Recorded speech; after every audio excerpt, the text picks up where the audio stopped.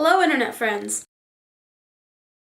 So last week we went through Lightroom and how I edit my photos there. I usually do the majority of editing on my phone because it's always with me. So today I'm going to take you through Snapseed and VSCO, which are basically the only two tools I use on my phone. So I'll take the first picture, which is the one that we did in Lightroom last week, and then I'll take a second picture, which is just any old picture that I'll pull off of my phone, and just show you from beginning to end how I'll edit a picture without touching Lightroom at all. So, let's go! Okay, so I just airdropped the picture from my computer to my phone, and I'm just going to come into this and hit copy. I'm going to pop over to Snapseed and paste it right in. So here we have the image. It's straight out of Lightroom. It's actually pretty solid to begin with. The first thing I want to walk through is just how to use Snapseed.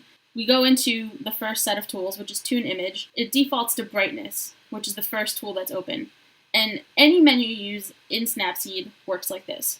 You go up and down to move between tools, and then once you're in a tool, you go left and right to use it. So I'm just swiping my finger left and right across the screen, and that's going to work no matter where you are in Snapseed. So now let's dive into actually editing this. The first thing I do when I get into Snapseed is go into the Tune Image menu. I only really use two of the menus in Snapseed, and this is the main one. Well, for brightness, I do like to make it a little bit brighter just because when you share it, it tends to get darker. I'm just going to pull that up. I don't want to get too bright, so I'll just show you what happens all the way at the end. I rarely go to the extremes. I'm going to settle somewhere around here, I think. And then the next tool we have is contrast. And this is actually pretty good on contrast. I don't know that I'm going to do much to it. Maybe I'll pull it down a smidge, we'll see. And saturation. This picture we already adjusted the saturation a bunch in Lightroom, so I doubt there's going to be much that I'm going to do here. Nope. I like it exactly where it is. And saturation is usually one of the last things I'll adjust, so I might go back and edit the saturation after I make it through all the others. Ambiance is one of the sort of special sauces that comes in Snapseed. It kind of is your auto button. It's where you can adjust your saturation, your contrast, your whites and brights and darks and shadows, all with sort of one button, just to show you what happens if you go all the way to one side or all the way to the other. It adjusts all sorts of things at once. So this is if you had to just come in and, hit one button. Ambiance is the one to probably mess with. I almost always use it, but I always edit what it does. You can see it's lightening the trees, lightening the background, if I go up, and darkening all that if I go the other way. The nice thing about Ambiance is it's actually not washing out the clouds here. I'm going to use Ambiance. I'm going to take it probably to here, and that just gives it a nice clean look. Another thing to always do in Snapseed is just hold down the image. So I have my thumb pressed down, just press and hold on the image, and you can get before and after. So you can see where I was and where I am now. After Ambiance, highlights. I'm not actually going to do much with the highlights because we did a lot of editing to get those clouds back in Lightroom. I'll leave the highlights right at 0. Shadows, this is one I almost always mess with because I don't like super, super dark shadows. I like them to have a little bit of light to them. I'm just going to come in and push them up a tiny bit. So warmth is actually something I don't use too often. I think it makes pictures a little bit too dramatic. I prefer adjusting warmth using something like VSCO next. But I'm just going to see what it does and sort of illustrate here. It goes really blue, really yellow. So I'm going to bring it back down, maybe add a hint of warmth to it because it was summer after all. Just a hint. So here we have the before and after. And you can see it's just a little bit brighter. The trees are greener, the grass is a bit more yellow actually, and just the whole image is a bit poppier than it was before. That's all the tools we have to work with in this view, in the Tune Image, so I'm just going to hit the check mark and go to the only other tool I ever use in here, unless it's a drastic situation, which is Details. So in Details, this is where you sharpen things. I always sharpen my images because I like them to be crisp when they're shared, and they get resized and kind of reprocessed when you share them to various places on the internet. So I always add a little bit of sharpening to it. Not a whole ton because it gets that terrible HDR look, just a little bit to bring out the different areas of detail. I don't like to bring it up too much, maybe like in the 10 range. And then in sharpening, I sometimes bring that up a little bit more because it doesn't do so much to the edges that it looks crazy. And that's it. All right.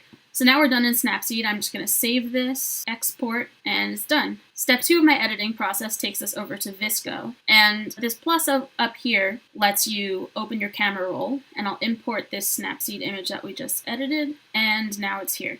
This little toggly button down at the bottom, the second button there that's next to the X, that's the button you hit to go in and edit. And now we have all these filters. Now these filters are actually way more than you get when you download the VSCO app. I have, over the years of using VSCO, downloaded every free pack they ever offer. And I think a couple of years ago, they offered some sort of download them all for $4 kind of thing. So I bought them all. I actually have way more than I need. I don't use half of them, but it's nice to have the option sometimes. I'll be honest with you, my process for VSCO Cam is a lot of just hitting every single button until I find the one I like. I have a couple that I tend to lean toward, but I do like to test all of the options to see what it gives me and if it gives me any ideas for how I might want to process this image. Like this one, A5, I actually rarely ever use it, but I actually really enjoy how this edit has come out. It's a little dark, but I can bring that down a bit, and I really like that. But I'm not going to commit yet. Just remember, keep it in mind. A5, and I'm just going to keep going through. I know I don't want black and white, so I'm going to skip my black and whites and just keep, tapping them all.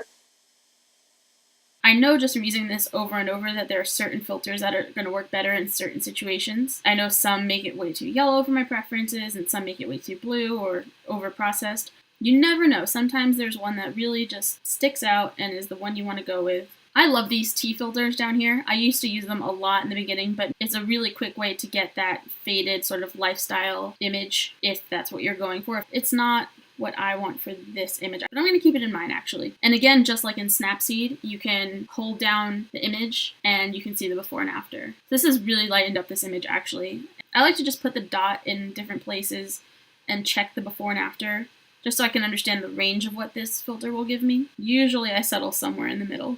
Again, I want to make sure I don't wash out these clouds. It's a tough one because they're really washed out to begin with. The wrong filter or overusing a filter could just kill them entirely. I think this is about where I want it. I will come in and do a couple of other things now that I have the base of the edit. Once I've picked my filter, I'll hit the circle, which is their OK, and just do some final tweaks. So I hit this arrow down here, and I come to the second menu option, and this is where you can edit a lot of the same things we just edited in Snapseed. Now that the filter's applied, I just like to go in one last pass and tweak whatever might need to be done. I think the picture has gotten a little bit darker, so I'm just going to come in and adjust the exposure a tiny bit just to see where it gets me. And that's a lot better, but it's almost washed out the yellow, so I might just leave it where it is and try some other things. So now I'm just tweaking the contrast. Contrast is something I rarely touch because it's so finicky. In this case, I do kind of like how it brings back a bit of the green.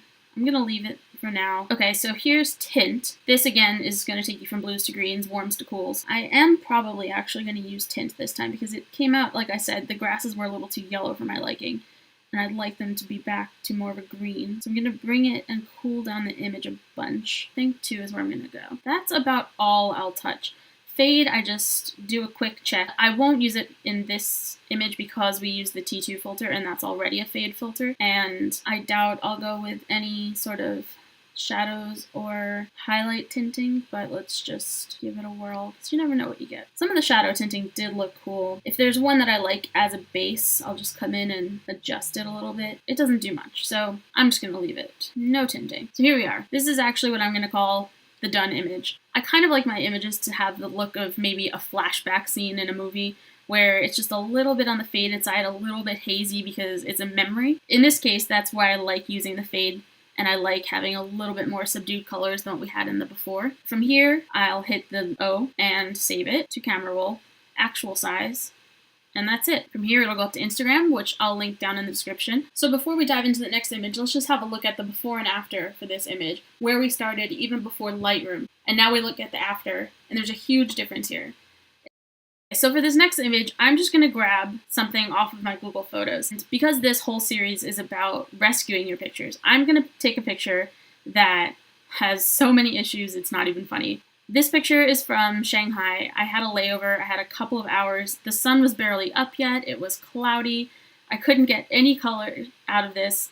It was dark, but this is the shot I have. If we look in every direction, all I have is clouds and silhouette. So I'm just gonna walk you through how I rescued this. And by rescue, you have to set your expectations. With an image that starts out this rough in JPEG format, you're gonna have a hard time getting out the details without getting too grainy or without distorting the image too much. I'm gonna give it a shot, and we'll see what we come up with. I'm just gonna do this cold. I haven't edited this picture before. This one is a first time. So I'm in Google Photos. This one's nice and easy. I'm just gonna open it in Snapseed. And here we go. Again, first thing I do, go to tune image, and we're gonna have to do a lot to this guy. Brightness, way up. Let's see. I am going to pull that all the way to the other end. I know I said in the last picture I rarely go to either extreme, but this is an extreme case. So we're going all the way to that end. Contrast, going to have to edit that too to bring some of the colors out. We don't want to bring it too much because it gets too gray, but now you can start to see a little bit of the golds, a little bit of the reds. So I'm going to bring it pretty far down. Saturation, yep, need to bring the colors back. I'm going to pull it all the way because I'm going to probably throw some filters on here and that'll bring the colors back down to somewhere normal. But for now, all the way up. Ambiance. Let's pray. This is one of the magic buttons that comes in Snapseed, and it does actually do a lot for us here. We reclaim the color down in the water. We reclaimed the sky. We reclaimed a lot of detail here. I'm not going to go all the way up because that's actually a little bit too much. And again, this is going to be a very different approach from how you'll edit a picture that actually came out okay. You won't use these extremes. In this case, I'm actually taking a two-step approach, knowing that I'm going to be taking this picture through a second phase of editing. In Snapseed, my goal here right now is to just get as much back into the picture as I can. I'll bring it all back down to normal levels later. But right now, it's a rescue mission. So ambiance all the way up. Highlights, we are going to have to do some reclaiming of these highlights. See if I bring this down. All the clouds came back out. If we go up, they're gone. So we have to be careful they don't go too gray, which they do toward the end. But somewhere around here does get us a little bit more cloud detail. So I'm going to go with that. Shadows, bring those up. Oh look, now we have even more color. This whole picture has turned to gray, non-contrasty madness. We'll get there, don't you worry. Warmth, I actually don't know that warmth is going to help us much here, but I'm just going to give it a whirl. No, it doesn't do anything for us. Again, like I said in the first video, something we should always address is the horizon. This picture is a little bit crooked, so I'm going to go into rotate. And by sliding my thumb back and forth horizontally, we can straighten the image. It is easier to straighten this image in Lightroom, just because you'll be able to draw that horizon line. I'm going to use the center building here as my vertical point. And you can tell that I used a wide angle lens here because of how the buildings are sort of coming in. And there are tools to fix that. I don't know that I will. I'll show you what it does, but I'm probably going to keep the warped fisheye look just because it's easier. I can adjust this perspective and bring the image all the way back down, and we can check the before and after. Whoa, that is dramatic. Actually, I lied. I am going to keep this in the straight version and keep editing. From here, back into details, we're going to go with just a tiny bit of structure, a little bit of sharpening, and ta-da. We have an almost rescued image. Now, this is not something I would post. This is not something I think it's complete. But the nice thing about Snapseed is you can actually go back and do a round 2 into an image, and it sets everything back to 0. So now we're editing as if this is where we started, which will make life a lot easier. So the brightness I'm going to bring down, not too much because it'll take us back where we were. We need that contrast back because we took so much of it out. But now we have color back. So somewhere in this middle range. Again, we're using way more drastic settings than we would on any normal image. Saturation, yes please. I don't want to look too cartoonish. All right, ambiance. Let's hope this does its magic again. So in this case, it's actually not going to help us. Highlights, we're going to try and reclaim some of those clouds again. I think just a tiny, tiny bit. Okay, and shadows. There's actually not much that happens if you go to the brighter side. So I'm going to just bring that right down there, and we're done. And warmth. This is one time I will adjust warmth, because if you look at this image is very, very blue. Warmth up a little bit, but not so much that the water now turned golden, which is unnatural. Just a tiny bit more warmth, and there we go. So now we have a basically rescued image. We can keep going through this tuning over and over and over again just to see what we can get. So we did what we could in Snapseed. I'm going to come in one last time and bring the brightness down to get this back to almost a normal looking image, and hopefully this will give us enough to work with in VSCO. Let's just have a look at the before and after one more time. Before, after, before, after. It's amazing what the difference is. You actually can see the skyline. It's straight. That's pretty awesome. Okay, save this, export it again, and now we head back into VSCO and we start over. So we hit the plus sign, we bring in the image, and we go into edit. This is going to be a complete crapshoot because this image has a lot of flaws, but with the right filter, we can hide a lot of that. Actually, interestingly enough, a black and white would be fantastic in this case because the colors are so out of whack that it'll really help it. I do like those black and whites though. If we bring this down, you can see that's actually a pretty solid black and white. It's a little too gray, but you can keep editing that.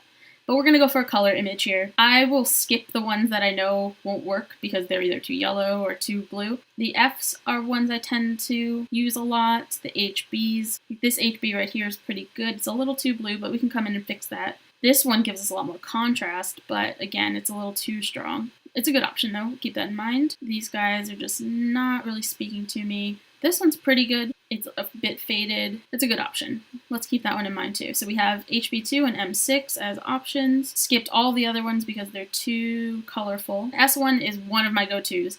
It just always does a good job on something that's a lighter image. I don't particularly love it for this image. It's a little too washed out. And skipping through one last time. But I think for this one, we're going to go back to that HB2 and M6 as options. So let's just have a look at M6 one more time. I rarely keep a filter all the way at 12. It's just a little too dramatic for me. But somewhere in the middle is usually a good place to land. So I think this is still a little too washed out, but we could bring some of that back. So that's the M6 option. That's M6 at 8. Let's just have one last look at HB2, which is way more blue.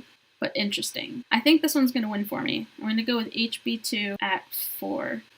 Just because it brings out so much more of the detail than M6. M6, while it does have that sort of in your memories quality about it, it's just a little too washed out still. And I don't think any more editing will really reclaim that. So HB2 wins for this. Fine-tuning the filter is a lot like Goldilocks. You have to find the one that's just right. And sometimes you spend a lot of time just going one notch up and down until you find the one that fits. So we'll just go with 3 so we can keep this moving and go into the edit.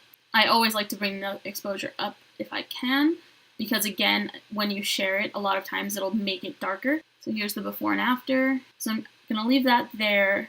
I'm gonna come in and just check the saturation one more time. It's gonna oversaturate it a little bit too much, I think, if we edit that at all. Here's another place where we can come in and straighten it. Let's just see what it gives us.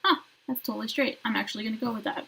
So now we've straightened the entire skyline. That was unexpected. It wasn't in my plan when I started this, but it looks good, so I'm gonna run with it. So we already checked the saturation. I'm gonna check the tint just because I do think it's a little on the blue side. The issue here is that there's not a lot of built-in contrast between the water and the sky, so it's really just washing out the whole thing. I am gonna just leave it up a little bit right here around 1, so that's the before and after. It's really faint, but it does do something. And just check the fade. In this case, it's unlikely we'll use a fade. The whole thing is already faded. And last ditch effort to reclaim anything in here is going to be the shadows. Highlights I don't think are really going to help us here because again it's so sort of neutral in all these areas outside of the skyline. The water and the sky are almost one color. The highlights are just going to make the whole image turn whatever color we pick. These shadows are actually really helpful here. This one's really blue, which is sort of how it was before and what I didn't like, but this orange is surprisingly good. I'm gonna go with that orange, and there's the before and after.